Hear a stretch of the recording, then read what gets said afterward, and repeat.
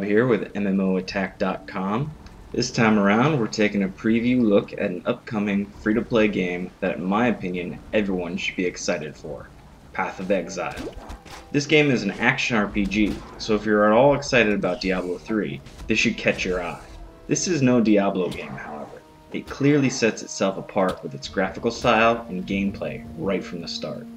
As you can see, this game goes for a much more detailed, realistic look. It's darker, dirtier, and very atmospheric. The art style reminds me a bit of Age of Conan in the way that the character models look. Overall, I find it very pleasing, especially considering that it can be run on older systems. I tested the game extensively on my 4-year-old laptop and it ran and looked great. The only things I had to turn down was shadows, which I put on medium, and anti-aliasing, which I put on 2. There are a number of different classes to pick from, but nothing too groundbreaking. You have your typical warrior, wizard, ranger, and a couple other classes. Unfortunately, there are no options for changing sex or appearance, although, being that this is beta, that can all change when the game comes out.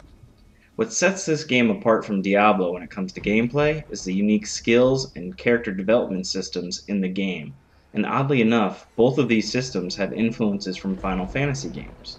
Whenever you level up, you get a passive ability point that can be spent on this enormous grid that is very reminiscent of Final Fantasy X's sphere grid. Each class in the game actually starts off in a different area of the grid that is more suited to that class's specialities. Also, on the outermost areas of the grid, there are some unique passive traits that can give large bonuses to specific things, but at the cost of a large penalty as well. Skills are another interesting element to the game. These function a lot like Final Fantasy VII's materia system. You get gems that you put into sockets of equipment, and so long as you have them equipped, they gain experience points and level up to become stronger. Initially, this means any class can use any skill. However, as the gems become more powerful, so do their requirements. My Marauder, for example, couldn't use the Ice Spear gem once it hit level 3 because he was too stupid.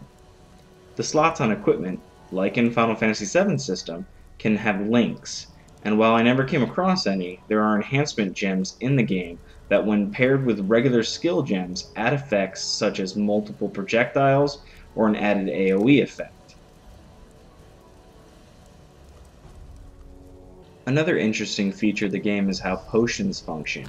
Instead of constantly purchasing pots to refill your health and mana, you have potion bottles, or life flasks, as they're called, that refill themselves the more you kill things. Also, your potion bottles can have magical effects just like equipment does. This is a pretty unique system that I really enjoy. I played through the beginning portions of the beta with 3 different classes, the Marauder, the Wizard, and the Ranger. I enjoyed all 3 immensely, which is surprising because I usually hate Rangers in most games. I also found the current community to be very helpful in explaining things that needed clarification. If you peruse the game's website, you will find that the developers are very adamant about this game staying free to play and to not having any microtransaction system that makes it pay to win. They also seem to be developing a lot of unique systems, such as the bartering system. Currently in the beta, you can't sell items. But in the future, selling items will be more like crafting in that instead of getting gold, which doesn't exist in this game, certain combinations of types and qualities of items will result in different payouts of other items. An example would be you sell a magic bow and a magic breastplate and you receive 2 scrolls of wisdom. Purchasing items from vendors works differently as well. You use scrolls and other items as currency. It's certainly a unique system, but at the same time it has its flaws. I found that I never wanted to use portal scrolls to get back to town quickly because they are used to buy things, so instead I always ran back and forth, which is a bit tedious. Oh, and the stash is a shared stash, which is always good. This is definitely one of the best games I have played in a long while, and the devs have said that it will go open beta in about a month or so. My suggestion is that you keep a close eye on this game, because it's shaping up to be one great title. Thank you for watching. Remember to get all your MMO information on MMOattack.com.